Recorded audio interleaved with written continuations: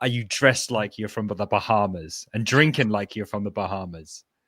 Let me just show you. So, hello there. I hope you're all having a great. You are. week. You are. Clearly. He was like All right. 10 minutes late, 11 minutes late for this. Then I can see why now. Anyway, why? Go on. Let me also open the show. So I've got my intro as well. yeah, cool. All right. So hear me out. Glasses with shaders, like live shaders. So I was just out with my brother and I gave my glasses back, like the other glasses that I typically have. I had a new set of glasses and I gave them back. Why? Because I had unwanted shaders on them. You know, the chromatic aberration effect, like when colors separate. You see kind of like the RGB, especially on the edges of elements.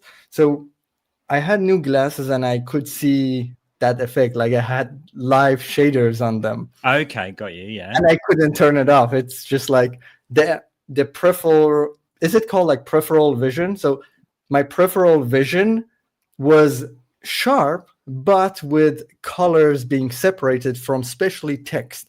And I didn't like it. I couldn't live with it. So I gave the glasses back. I have these like sunglasses also with, I don't know what it's called in English, but like they have like prescription glasses on them. I think that's what it's called. So yeah. I'm very comfortable with these, but the normal ones, chromatic aberration, not a big fan of it in real life. No. As a shader, I like them. Yeah. Yeah. So hang on 2 seconds. I'll be right back. And also turn down your peak. Okay. I'm going to turn down my peak, everybody. So, anybody here? I'm going to... Oh, I thought you're... Okay, now we are mad. Now we are talking. Where's your drink? Now we're in business. Hell yeah. It's water. It's green. Yeah. So the green screen, it's like that's a green label. So it looks, let's go right through it. True. You look like a drug baron. Yeah, I do. Well, I'm making some tonic coffee, if it makes sense. Okay. Well, either you're freezing or I'm freezing or something's freezing, but I could hear you. So that's... Yeah, you're freezing. I can hear your... Anyway, whatever. Let's see how this goes. So... let's give it a second because I'm watching it on YouTube and I see that you're freezing, but I'm not freezing on YouTube. So it's definitely on your end. Okay. Let's see. Otherwise, you'll have to read out the news, mate. You'll have to read the intro. But you can hear me, though, right? I can hear you just fine. I mean, maybe it's prioritizing audio. We'll have local recordings as well. So hopefully the recap, the errors, the short episodes won't be too bad. So I should be back now. It looks like I'm back. Okay. You're back. I'm back. Are you going? Do you want to go with the glasses? Well, these are prescription, so actually these are quite nice because I was wearing my normal glasses, and it's actually quite nice wearing these. All these lights around me? Have you ever had this issue that I just described? Chromatic. Yeah. So it sounds like you didn't get the computer screen edition thing that they put on there, and this was crazy. I don't know. Is it? You tell me. Well, she said there is no way to fix this, and some people are sensitive to this, some people don't care. And I was like, no, I like making these in digital, but I don't want to have them permanently on my glasses, these like shader effects. But how are they on the new ones, but not the ones that you're wearing now? These are not as strong, like the glasses are not as thick, and what's it called? Like the prescription is not as strong. So, but you need glasses. You need new glasses. You need that prescription, right? So how are they going to fix it? I'm going to try a new company, honestly, because this company, they just said, we can't fix it. And I was like, I bet someone else can. And then you walk out. AI. I'm glad. Yeah. AI will take your job. Well, we'll get cracking, but just to wrap up on that, like I went in and I was going cheap, and I went to I wasn't going cheap actually. It's a lie. I was curious. I was curious to know why people would have the not blue lens, something on my lenses. The blue filter. For computers, and I do that really specifically for computers, right? So I was like, well, what about a pair of glasses that I don't intend on wearing at the computer screen? Let's try those. So I've got one pair with, one pair without. I got them, put them on, and I saw all of the lights just in a normal room, not like at my computer screen or anything, and just in a normal room, and all the lights on the ceiling were just repeated like an echo. And I'm like, but I can see, surely there's something wrong. And it's like, no, that's the thing. I don't need to be on a computer to want this blimmin' whatever they do to the lenses. Like, surely everyone would want that, like, not for every single light to be repeated. So I was like, taking back Specsavers, get me a new one, yeah? So that's what I did. I got, never again will I experiment with, I do want to experiment with the ones that change, because I would like to just wear these. Yeah, the dynamic ones. Yeah, but it's hard to, with my face and my nose, it's like hard to find a pair of glasses that work both as sunglasses and look okay as normal glasses. So that's what I'm contending with. But anyway, there are some that you can put like layers with magnets on. Layers, maybe I don't even know where to start with that. Let's get on with the news, because as I say, I've got a hard stop. Let me make sure I've got my notes up going on. We haven't even discussed the order, but we're just going to go with it. You ready? I'm ready. You're gonna have to learn. You're gonna have to like learn or contribute to this intro in the future. So I'll send it to you afterwards. Anyway, plus I can say it, and then maybe I'll do this. Like, it looks like I'm looking at the camera, but I'm not. I'm reading the script, so this is kind of handy. Yeah. How are you doing that? Welcome to Command AI, the show where we press Command F on the internet's AI news and somehow still can't find our sanity. I'm Samuel Gregory, this is Kabarza, and we're here to decode the weekly chaos in AI web design and development. This week, we have the illusion of thinking, debunking Apple's claims, translate the Oxford English Dictionary in a mere 2 seconds, DeepL claims, is Gemini winning, 2.5 Pro Flash go on general release and light mode joins the chat. Figma MCP server is the latest in front-end developer workflows, and Sam Altman's on a rampage against Meta. Okay, maybe the last one's a bit of a stretch, but we'll get into all that on this week's episode. Does that work? Shall I just wear these for the intro? Yeah, it's awesome. Brilliant. A lot of energy. Love it. Oh, thank you. It's hard. Do you know, I find it so hard to read. That's why I don't do scripts, because I find it so hard to read and like entertain at the same time. I think it's a dyslexia thing, but whatever. Anyway, debunk. Apple has been debunked. It's something we spoke about last week. Did you read this this claim? I mean, we talked about Apple's claim, but I don't know about the new claim about what Apple said. What you remember what Apple said, right? That there's models aren't actually thinking, they're not actually reasoning. Well, you've got Alex Lawson here publishing the illusion of thinking, right? It's a I don't even know what the hell I'm looking at here. It's an article which he's basically saying, it even looks the same. That's quite funny. He's saying that there are a few things that Apple kind of messed up on, which is, namely, they kind of ran these models to their absolute limit. So their context window was like at its peak, which, as we all know, the more context you give something, the worse it's going to perform. So the budget token, they were saying, was hitting their absolute maximum. What else we got here? The river crossing tests include mathematically impossible instances with insufficient. So there's a boat capacity for 6 actors or something. It was one of the games that Apple put the models through that were impossible, but yet when they recognized it was impossible or unsolvable, they were then penalized for it. And the evaluation scripts failed to distinguish between genuine reasoning failures and practical output constraints, judging by models solely on completed moves. I don't actually understand that one. I'm going to be completely honest, but I guess the overall point is that they kind of, what's the phrase we're looking at when they were already cut at the knees, sort of thing, when they were put through these tests. So I don't know if that's a phrase, to be honest, but we're going to go with it. So yeah. There's a battle that's on. Oh, this is the illusion of thinking, actually, to be fair. I've got the wrong article up, but maybe I can get it up, maybe I can find it for you. But yeah, there is the illusion of thinking, and it's sort of, I don't know, I feel like that's interesting. Maybe Apple comes up backing their claim. That would be interesting to see. It's like a bitchy online battle between you're wrong, you said this, I said this. I want to find the illusion.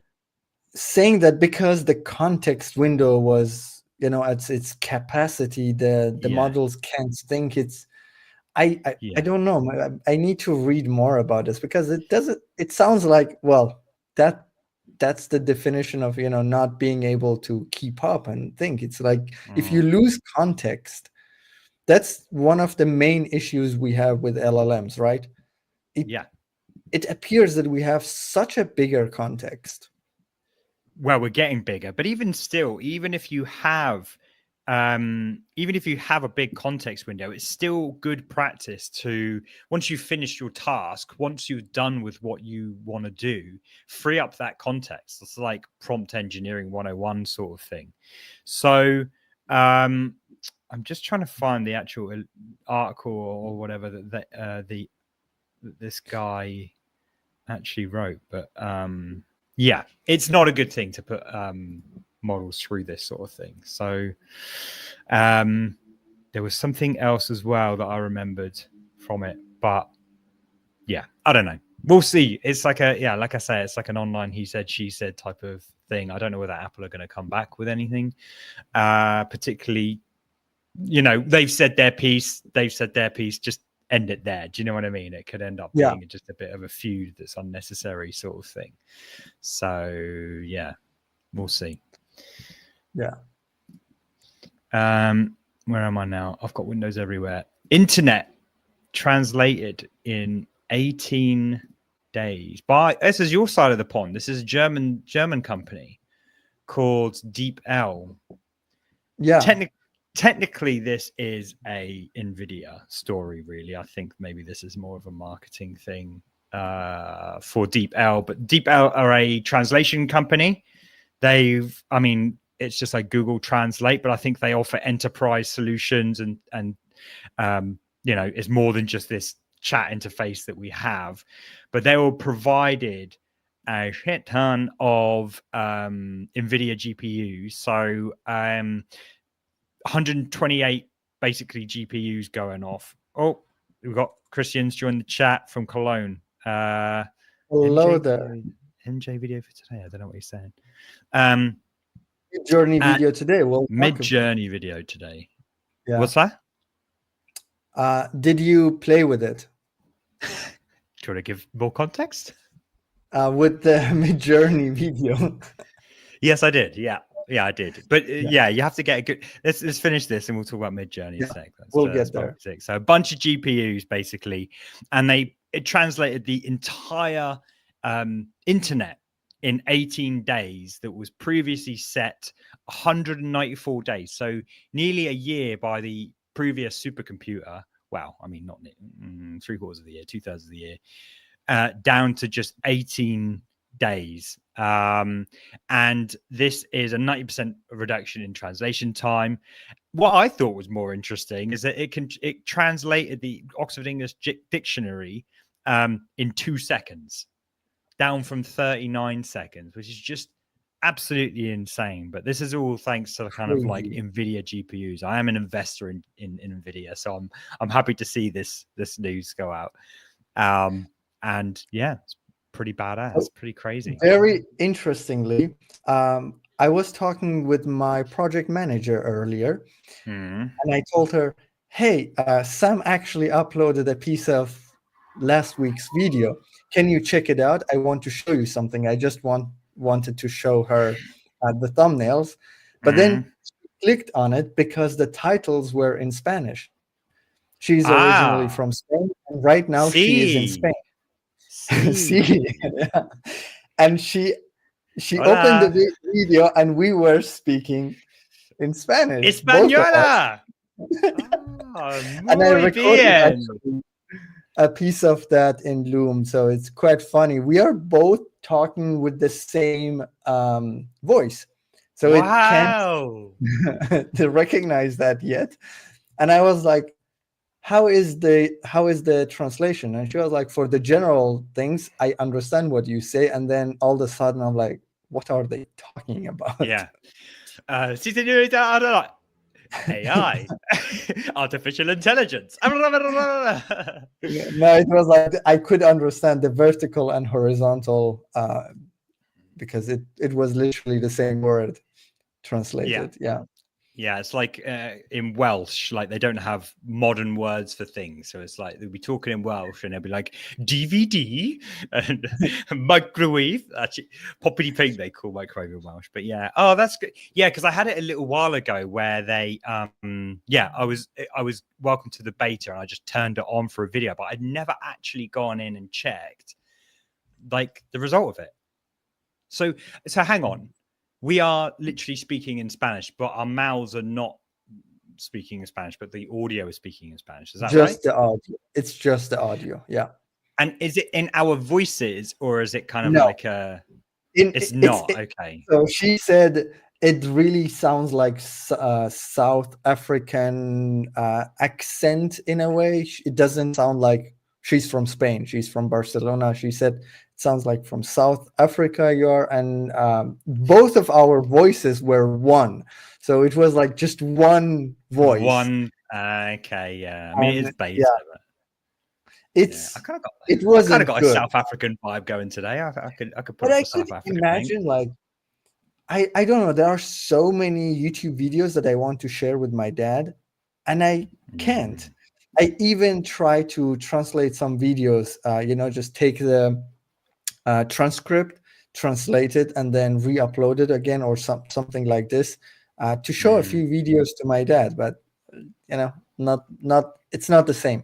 So I'm really excited to see this becoming actually viable and good. Imagine the people, like a lot of people who can't understand English, and just suddenly we speak in their language. That would be really cool. Well, I remember when they first kind of released it, and they obviously gave it to Mr. Beast as like one of the very, very early people to use it. And, he was saw a massive ROI because most of his audience, well, not I say most of, plenty of his audience were in Spanish. So they were trying out his, they're doing his videos in Spanish because he actually has all of the different channels in the different languages and stuff like that. But now he doesn't need to. He can just upload to the one channel. But are they your videos that you're trying to send your dad, or just in general different videos that you've seen around the internet? Yeah. What is also interesting on that, he mentioned, Mr. Beast mentioned, he mentions in a podcast, I think, what is it called? Like the podcast that the host, it's like two hosts, and it was with Zuckerberg. Is it the Indian guy and the white guy? Is that Amir and something? Samir and Colin? Yeah. Samir? Yeah, these two. Yeah. So Mr. Beast says for his short videos especially, he tries to make videos in which he doesn't need to speak. Because the moment he starts to speak in any language, the drop is crazy in viewership. But if he makes the videos in a format in which he doesn't need to explain or speak at all, people tend to watch it. For example, he has those videos where he's running with bags of money, and he doesn't talk at all. He's not like explaining anything. He's just literally showing it because a lot more people just watch these videos. Otherwise, they just scroll by. Crazy. I mean, it's just an audience thing, isn't it? Like, I think most of my audience are US. Again, that could just be because I'm UK, British. Yeah. Yeah, Yeah. because they like your accent. Yeah, but Mr. Beast, you know, if he's putting out content, it's so good to them that they will just watch it and translate. Do you know what I mean? So he's got that data to make that thing, whereas I don't have the volume to like commit to re-uploading my videos on Sam ES. You know what I mean? Sam Española. Yeah, he has like teams that dub his videos, like teams. So, you don't even need to do that anymore. AI is doing it. You know what I mean? You've got I think even this, maybe StreamYard, what we're using right now, I think it automatically dubs it, but I've got Veed as well, which automatically dubs what I'm doing. I might just upload a random video in Spanish or something like that, see how it does. Yeah. Cool. Let's go to an ad break and we will be right back. Support for this episode comes from Flowbase. If you are building in Webflow, Framer, or Figma, Flowbase can help you build much faster. With over 4,000 components to choose from, you have a huge variety of wireframes and super clean, nicely designed sections that you can put together by just simply copy-pasting them to your project. Over 15,000 icons as well, over 1,000 illustrations. They also have a super helpful Webflow app called Boosters. With Boosters, you can add things like sliders and marquees and count-ups to your project with a few clicks and without any coding. So yeah, big thanks to Flowbase for supporting the show. If you want to try them out, go head to flowbase.co. And just for you guys, I want to share a discount. Command Flowbase, all capitals, for 20% off any plan. This is a limited offer, so get in there early. All right, that's it. Let's continue with the show. Cheers, Flowbase. I never know if that's going to just cut back to us or whether I need to do something, but I was going to change the layout so we jump right back into the thing, but now we know. 2.5 going on general availability, which basically means it is production ready, baby.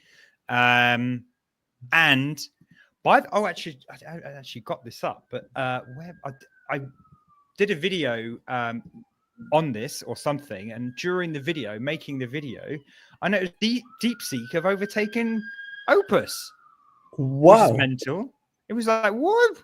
I mean, 2.5 is clearing the bar pretty heftily, and DeepSeek are scraping it. So this is definitely is something I want to be looking into. But you know, given that we are talking about Gemini here, the preview 0605 model is just the latest. This was just the, you know, I guess beta preview type of thing.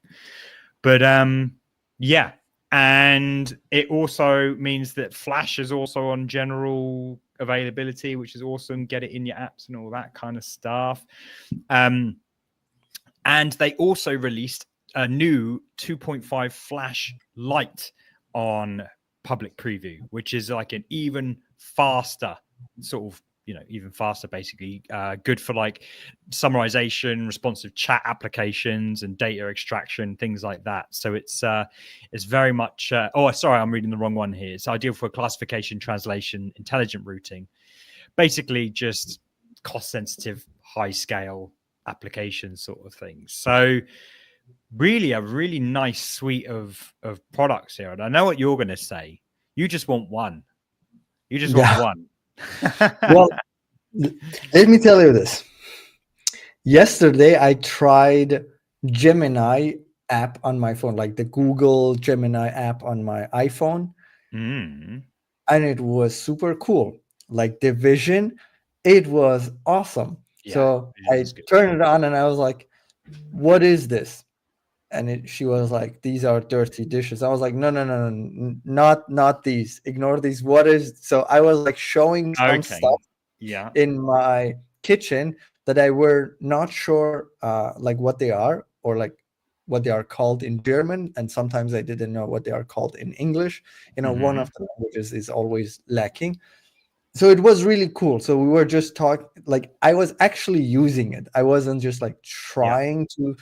I was like, okay, what is this and what can I do with it? Because I just had a lot of like stuff that my mom leaves in my house and I didn't know what to do with them. I was like, what are these?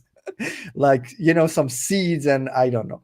Yeah. Anyway, so I had fun, and then it would go quiet. One thing that was funny, it was always trying to be very helpful to the point that I felt like it's annoying. I was like, no, just let me ask you, and then stop with this, like trying to push the conversation with asking me a question. Like at the end of everything that she was saying, was asking it for like something else. Anyway, I was using it, so it was pretty cool. But at some point that I was like cleaning the kitchen, the conversation changed. So from talking about the kitchen, we were talking about Alpha Centauri, the the nearest star system, and then I was As you talking do. about like the exactly, yeah, sure. How many stars are there? Let me ask my Gemini. What do you mean? How many stars are there? So actually there are like 3 stars in Alpha Centauri, and it's a 3-star system, and it's these stars are 3. It's called 3-body problem. Have you heard of it? Yeah, so we were talking about this. So it was really cool, like having vision, but at the same time talk about something else. I really enjoyed it, and it's a bit like the movie Her, not gonna lie. It is good. Like, yeah, I think it really helps when you just get lost in it, when you overcome the kind of anxiety, I guess, of, obviously speaking to a machine. But if you can get into it, it's actually really, really helpful. Really, really helpful. But something that I also noticed, that kind of this idea of if you know that you're talking to a machine or to a person, I feel like there is some level of rigidness, both in ChatGPT and also in Gemini that I was trying yesterday. Like I was trying to, make fun of it in a way, or like be playful. Like, how you tease your friends when you talk, right? I don't know. Like, I know Okay. you do. Sure. You just, have fun with the conversation, you tease. And there is this rigidness with these models. Like, you definitely still feel like, okay, that's not a person. It's very smart. It tells me about things in my kitchen, but also stars in Alpha Centauri, but it's still rigid. 2 very, very, symbiotic things there. Exactly. It's good. We have a question here. Basically, is it available in Cursor yet? 2.5. This is 2.5 Pro. Yes, it is available in Cursor. They basically, I think yesterday, they made the 0506 or 0605, whatever it is. The last release is the same release that's available on. They're just pointing all to the same release, just so things don't break, basically. But you can set it as, I actually don't know, I haven't looked at it, but I think you can pretty much just leave it as the 0506 model, so it's good to go in Cursor. So yeah. And I realized as well that I get Gemini Pro on my workspace plan. So because I use Google Workspace for all my emails and things like that, I didn't realize that I could get Pro. We'll talk about that. How much you use AI with your emails, or like I plan. Yeah. Well, let's just quickly look at the pricing. Because it is pretty good. So Gemini 2.5 Pro is $1.25 in, 10 out. And they get, they start to give you, I guess maybe it's like discounts here. I haven't looked into the other prices, but just for $1 million, just because that's what we generally tend to use. Flash is 30 cents to in, and then 250 out, and then Flash preview. Where's Flash Lite? Here we go. Flash Lite is like 50 in, and then text out is 2.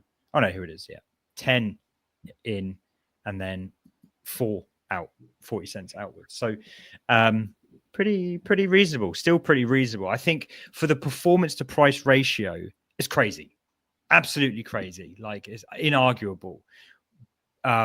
especially again when you look at that leaderboard here, DeepSeek overtaking Opus. To be fair, I want to dig into Opus even more now, because these are, they're voted, and people generally like this has got less votes than that, and as it starts to average out, maybe it will switch around a little bit, but they got to suit most coding styles. The Pro just might not suit your coding style, and I have a feeling I'm more of an Opus guy than Gemini 2.5 Pro, which is kind of annoying. Maybe I've just got expensive taste. I don't know.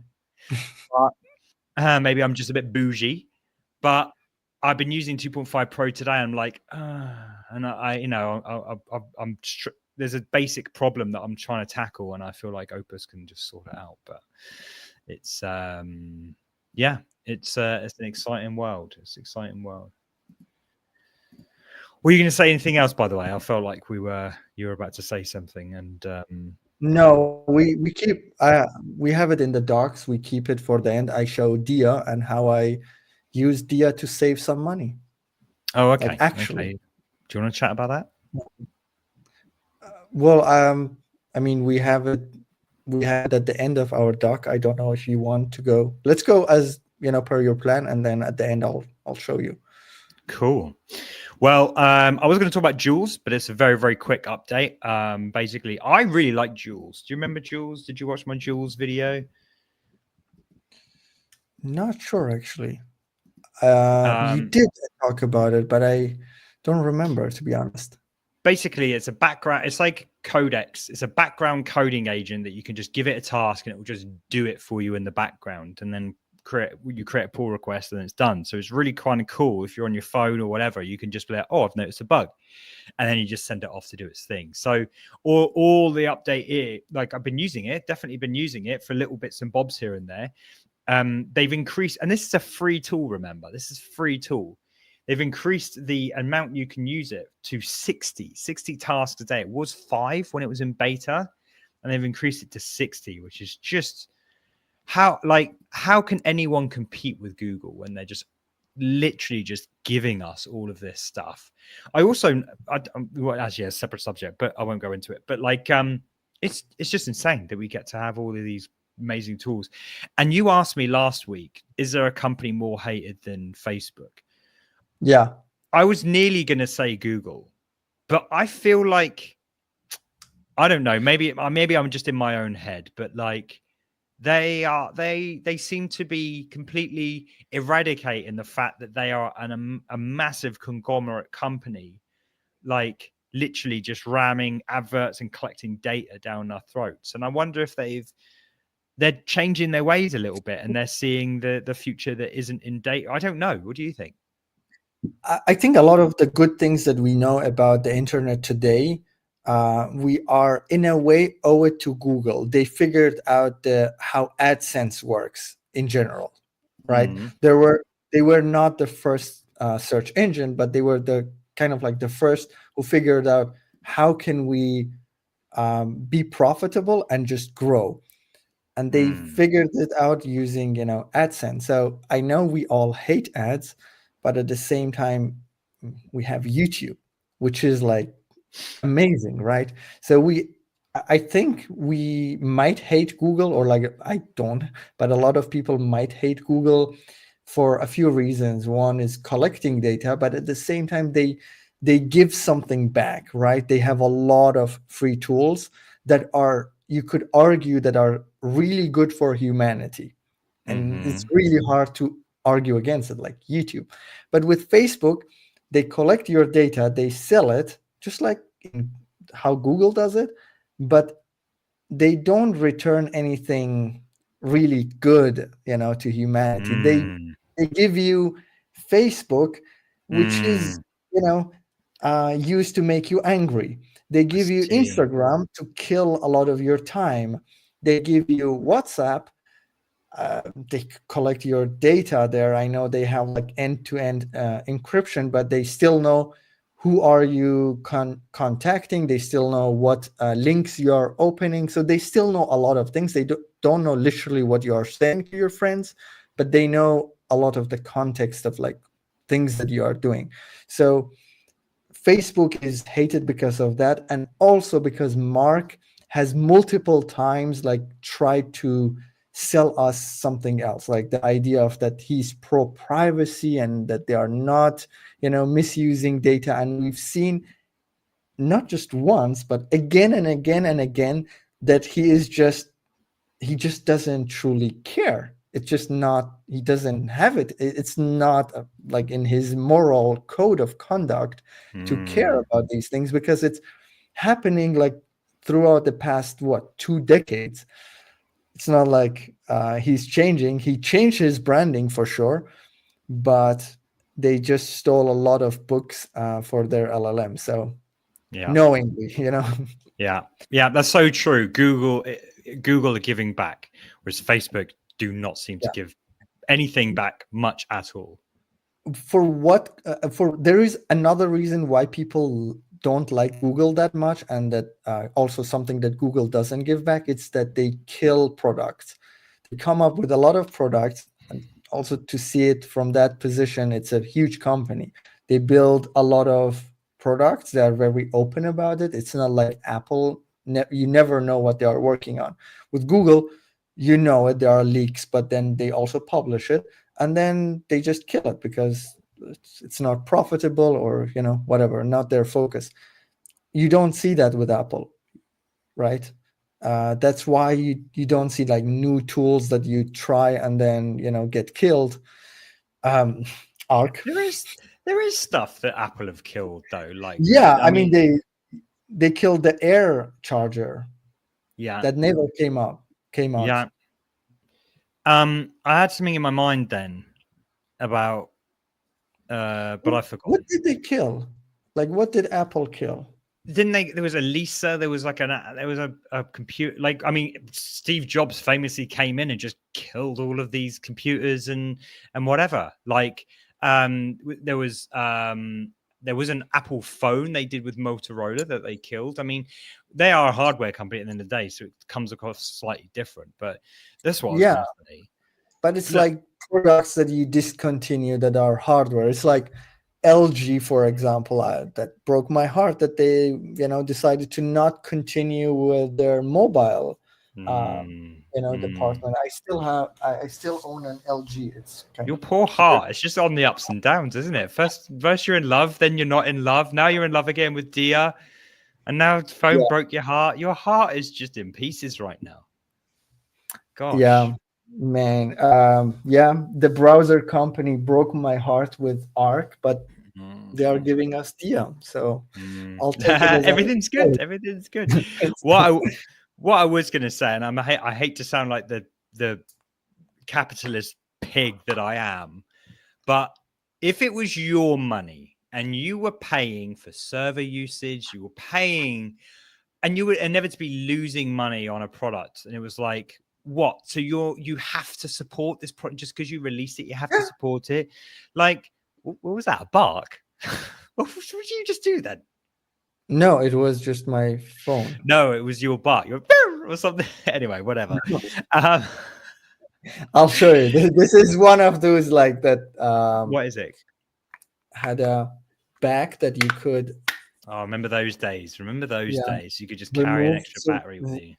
Yeah, removable battery. And I think this is like peak of phone design, because this has this kind of like arc. So thin. Shape. Yeah, and it has no camera bump. This arc shape, and the buttons are at the. Oh, I remember those. Back, yeah, and they're where your fingers like naturally sit. It's very comfortable, and this is real leather. I actually hold my phone like this, so it's not really for me if I'm holding my phone like that. So I don't know. I really love this design. This is amazing product design. They had also LG G Flex. Mm-hmm. So LG G Flex was very similar to this, but the screen was literally following an arc. It was bent.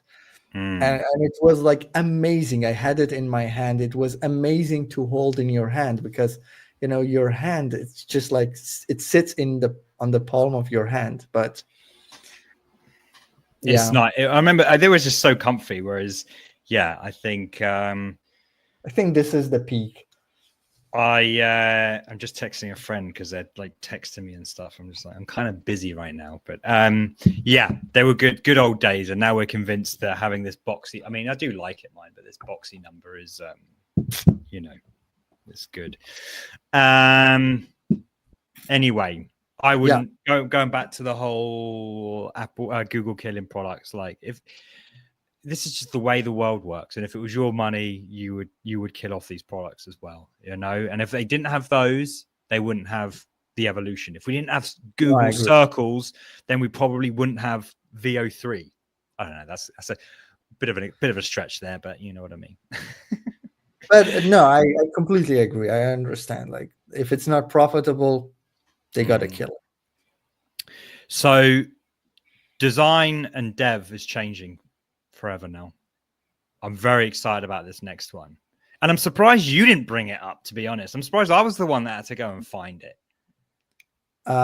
Which one? The Figma Dev MCP? Figma MCP server. Like, this is incredible. I've got a video. I've recorded the video. It's coming out next week. Maybe next week. I don't know. But like, this was just so good. Like, it beats Make, because you can actually. I mean, do you know what MCP servers are? Do you know what the? Yeah. Do you know what they are? Yeah. It's basically allowing LLMs to use another service. Kind of like it's like APIs for LLMs. Yeah, and it determines APIs for LLMs, MCPs. We are throwing a lot of. Let's dumb it down a little bit. So you can use natural language like a prompt, and your cursor, Windsurf, whatever, will figure out that you want to do something in Figma. So where is it here? Get code from Figma and implement this file. I don't know how he's doing this. I tried doing this yesterday, but I don't know how he's doing all this. But basically, I go nuts. In my video, I go nuts. I say, can you get the design and put it in this file? And it will just the LLM figures out that you're talking about a Figma, and it runs a tool call to get the selected frame that you have, and then pulls it in and makes it as code.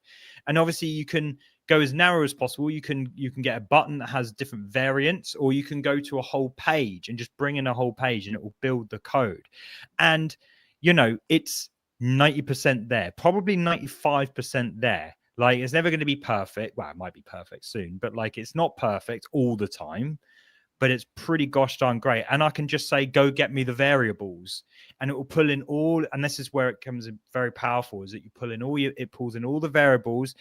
And the beauty of natural language and LLMs and stuff like that is that you pull in the variables, and I tell it to make them into Tailwind 4 variables. So yes, it could pull in those things and make them CSS variables or whatever. But now I'm adding the extra layer of complexity and saying, well, give me Tailwind, make them Tailwind, or make them Sass, make them less, you know, all this sort of stuff. So this I feel like more people need to, it's in beta, but I think more people need to hear about this. I watched this live stream yesterday. I was like, holy crap, like, how has no one really told me about this? And I even went to Figma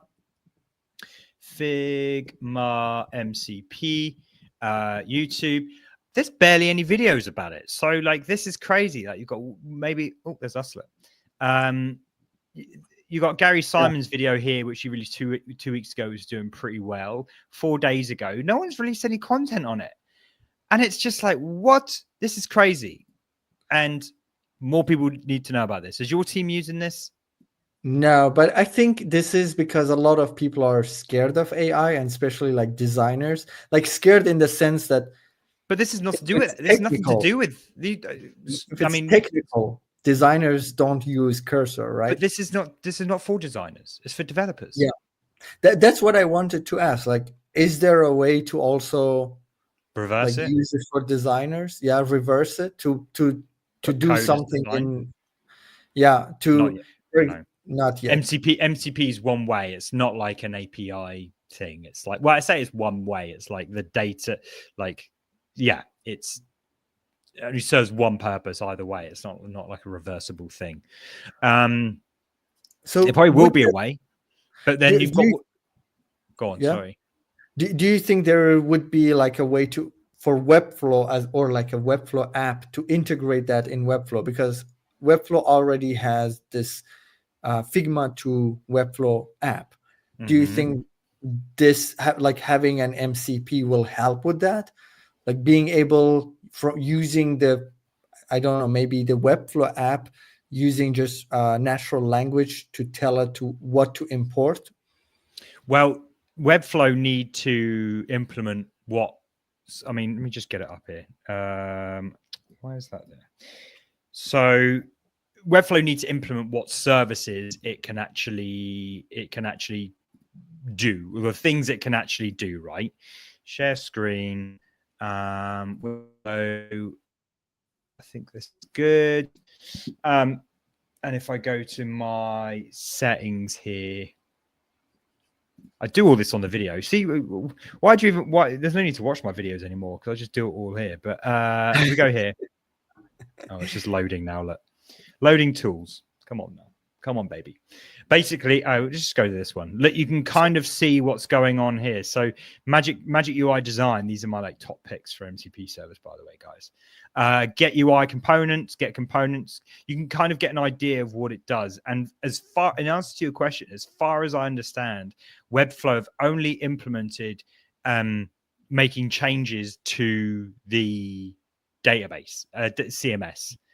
As far, I haven't jumped into the MCP for Webflow, but I guess you're again thinking, can we create components and things like that, right? Yeah, exactly. Well, they would need to implement that. They would actually need to implement the ability to do so. Sorry, I'm getting excited. I need a drink. But I think this is for developers, not for designers. For developers, this is so good. This is so good. And I think it's the game changer. Because the idea is, I think people maybe struggle because the good thing is I don't need to leave cursor. I can just make all these tool calls, and you can have. We're getting into MCP land right now, but like I can make searches. I can search the internet. I can do everything. Actually, this is news. Windsurf just released a browser, so you can literally browse the internet inside of Windsurf. And again, this is just purely developer stuff. As a developer, it's great that I don't need to leave my IDE. It's great that I don't need to, and I can just get my information all from in here because chatbots are just winning. Do you know what I mean? Like it's a very, that's why ChatGPT got so big, because it's just a normal way to interface with the internet, with data, you know. Sorry. Yeah, but like, don't you open your cursor with a browser anyway? Like, I saw that news with Windsurf, but I don't get it. Like, why do you need a browser there? It's efficiency. It's just marginal gains of efficiency. And actually, this is something I want to figure out. I want to pose the question. And like, I wish I could film my desk set up right now, but I find it so annoying. Mouse and keyboard, right? Very, very natural. I hate jumping from mouse to keyboard to mouse to keyboard. Sometimes even just to press a shortcut, then go back to my mouse. I like literally just want to stay. I just want to stay in the one place. Maybe that's where Lenovo made that little red nub. Remember that little red nub in the middle? Yeah. Like I think that might need to make a comeback, because like I hate moving over to my mouse and back and forward and back and forth. It drives me nuts. So there needs to be some, or maybe it's my eyes. Maybe there's I don't know. Scientists, get on this, because I'm tired of lifting up my arm. Well, so two things. One, I use my thumb to use my cursor, not for like big stuff, but if I need to just make a small change, I just use my thumb. So my hands are on the keyboard and then my thumb is on the trackpad, because I use trackpad. And I believe that a trackpad makes you more efficient than, you know, a mouse. I have this mouse with like a trackpad. Customizable. I've got a trackpad, so maybe I need to bring that back. But it's I still love my trackpad. Yeah.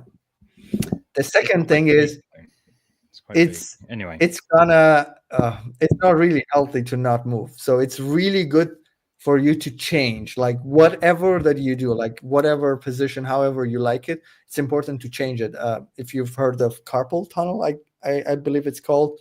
It happens because your fingers stay in this, for example, position, or like when you type in this position for long. It happens to piano players as well. This happens when you don't stretch your fingers. Like you need to not just like completely stretch it, but also like backwards try to do like this type of movements. So this won't happen, because it happened to me, and it's gonna be very painful. So you got to be careful. Move as much as you can. Yeah, it's definitely, I mean, yeah, but I mean, that's just tiresome. Definitely tiresome. It's But I get the need for that knob to come back. Yeah. I was a fan of it. What, of the trackpad or the No, mouse? the knob, the red knob in Lenovo. Oh yeah, it's nice. It's nice. Listen, I've got a hard stop. So unless you want to carry the show on the road after I'm gone, we gotta move on. So, Sam Altman has been on a few podcasts. I'm going to get my notes back up now.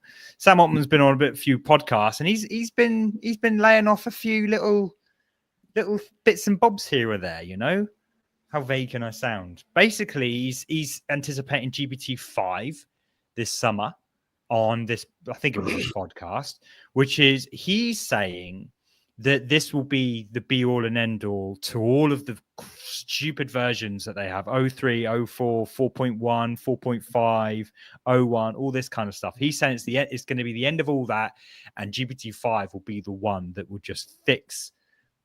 It will work out basically whether it needs to go heavy or go hard, basically, which is really interesting. He was also on a podcast with it. Oh, this is his brother. So he's on this podcast, Uncapped, with Jack Altman, which is his brother. And then he went on this one, which is OpenAI's own podcast. So they've launched their own podcast, which could be quite interesting, straight from the horse's mouth, as it were. Yeah. I had to listen to these podcasts, and I hate Sam Altman's voice. I'm sorry. When he loses energy, he starts, does this vocal fry thing, and I'm just like, oh my god, just put some energy into your voice. Anyway, off track. He also alluded to better self-drive technology, so all the cameras and stuff like that, the LiDAR that Teslas have. He's claiming that alluding to that they've figured out a way to do it with just normal cameras, like no LiDAR, no anything like that, which would be very interesting.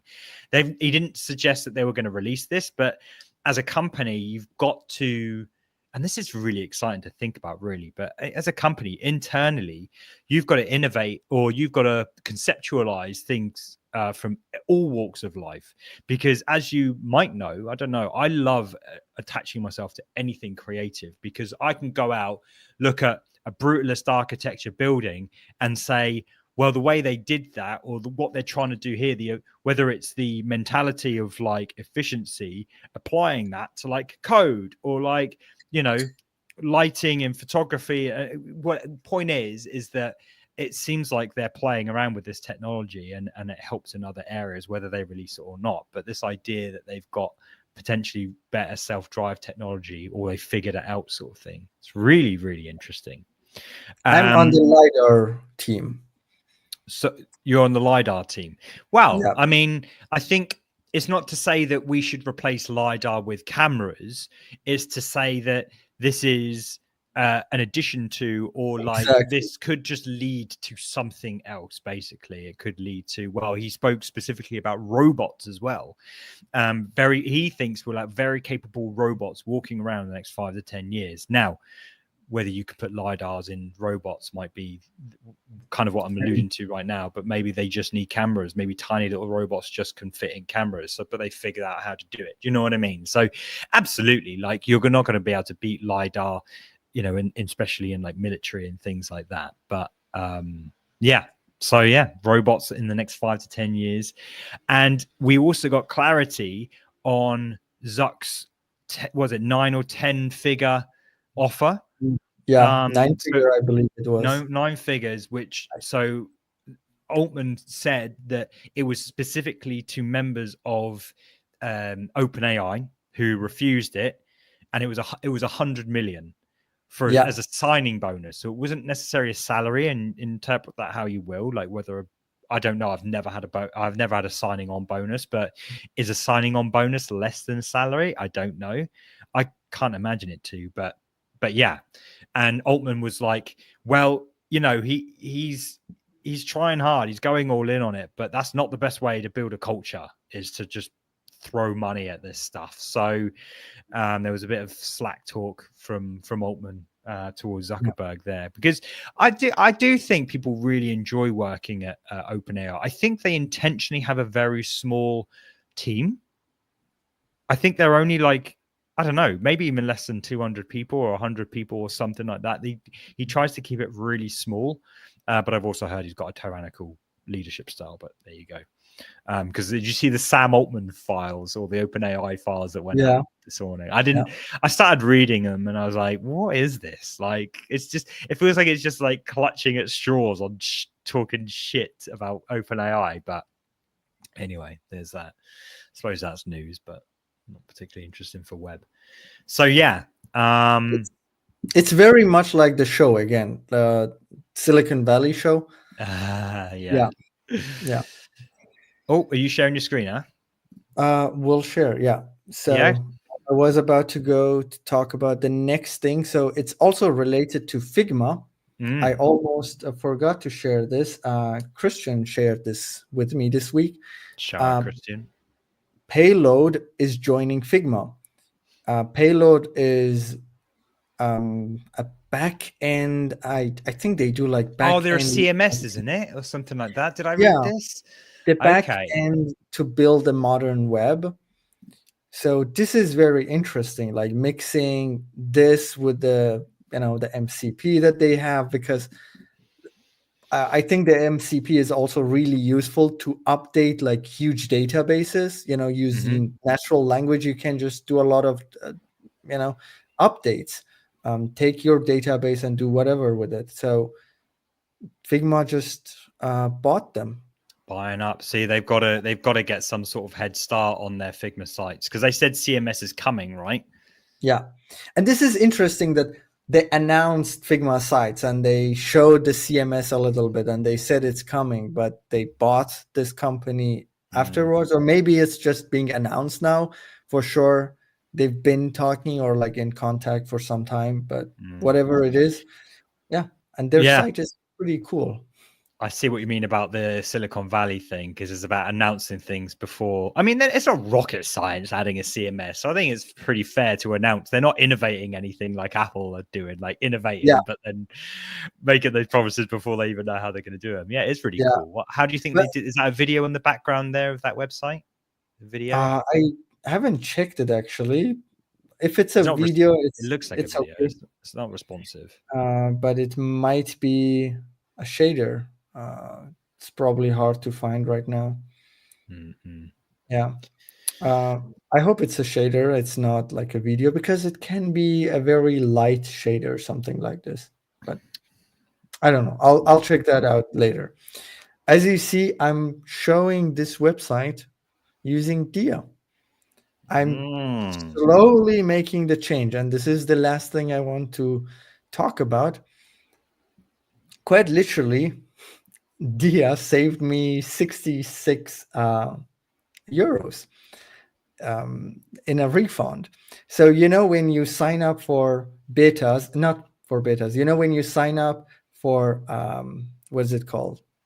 Sorry, I had it here. When you sign up for a free trial and then you forget to cancel it, they ask you for your credit card. They don't charge you, but they charge you later when you forget it. Sometimes they charge you like a cent or something like that, right? Yeah. So it happened to me in the past that I get charged and I go and just cancel it or just block that company from PayPal or something, so they don't charge you again. Because sometimes I don't know who charged me. Like, what app was it? I don't remember. I don't bother going into like 10 different apps and trying to figure out where did my 20 euro goes. but this time it was 66, and I was like, you know what? I want to play with Dia and try to see if I can get a refund. So, and this is where Dia really shines. So, to share my how can I do this? Okay. So yeah, go to this one. Go to this one. Exactly. Yeah. So here you see Dia, and this is how I used it. So I was like, if I'm going to email and request for a refund, I have to do it and then come back to it, and it will probably take some emails. So I opened the tab in Dia, and I just I said, write a refund, because it had the context of the email that I was charged, right? So it just wrote it, and then you just press insert. So the way it works, I can say write follow up. It just writes it, takes the context of this tab, and then I can just insert it. Boom. So that's really cool. And I did that, and I got back from they replied to me. I didn't bother reading most of it. So I just looked through it, and I just prompt like a very short, sentence to, continue with the cancellation, continue with refund. And they didn't completely work, but kind of like ghosted me for a day or so. I don't know. They were really fast to reply, but then they canceled, but they didn't refund me. They stopped at the cancellation. And then I was like, no, I don't want to stop at the cancellation. I want also a refund. They sent me a tab. They sent me a link about their policy, refund policy. So obviously I opened this, and I come back here, and I can just take this refund policy tab, and now I have this as the context. And I say, write a follow-up. I want my refund. I didn't use the tool, please. And I mean, they were nice. They gave me the refund, but all of this happened with like minimum effort in typing, and also minimum effort in thinking, because I didn't have to like really read or like look at the details. And most importantly, what is like the big point for me is I don't have to go to ChatGPT app or like their tab and change like. This is not the only thing I do throughout the day. Surprise, right? I do different things. So I change the tabs in OpenAI. But with this, I don't have to change tabs in 20 different places. I only need to come back to this tab. All the context is still in here, and I just continue prompting until I get what I want.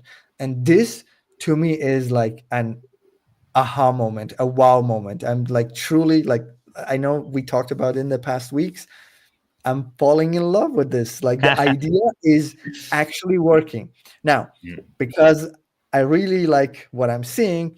I went on and I stalk a lot of people. Like I found this guy. He's the product designer at Dia Browser. And I was like literally searching Dia Browser vertical tabs, and I found this video. So vertical tabs are coming to Dia, not as a default, which it's fine. I accept this. It's nice, but it's coming.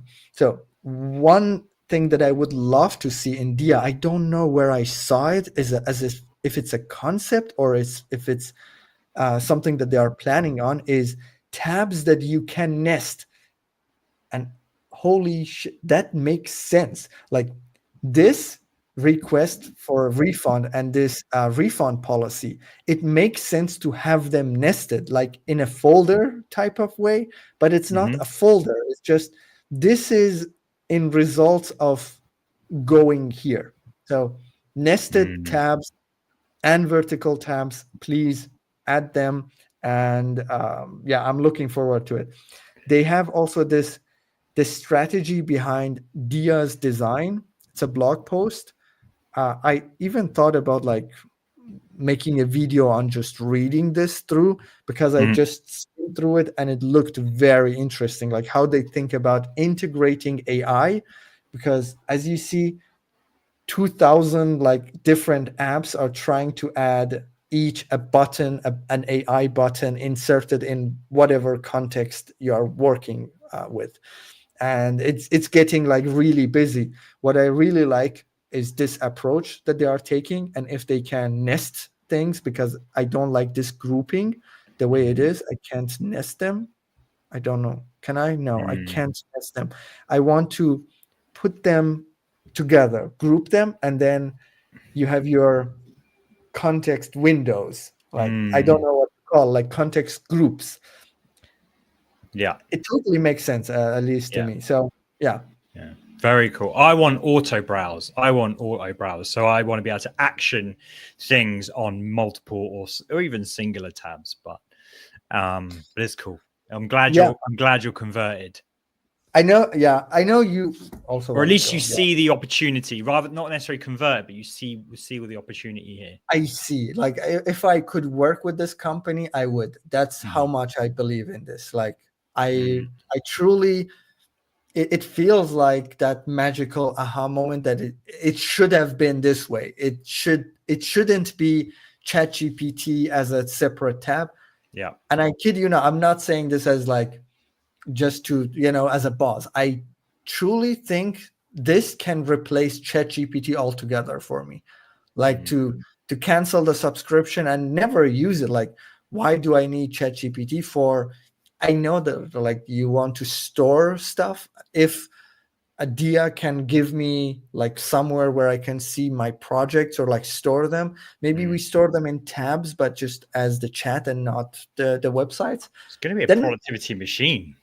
Yeah, I don't need ChatGPT. I don't need to go to ChatGPT and scroll down to find an email that I was talking about like a week ago, and the search doesn't work half of the time, and it's slow. It's just not it.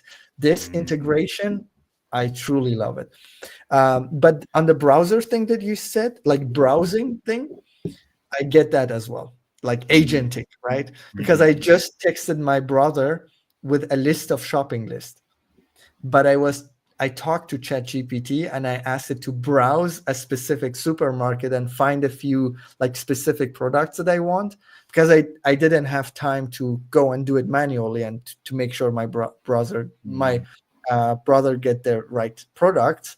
ChatGPT did it. So if that comes here with like, conversational and browsing, that would be like really cool. Yeah. Listen, I've got a hard stop on that bombshell. I'm into it. I've got to go. I've got a weekend ahead of me. Cheers for tuning in, everyone. And keep on vibing.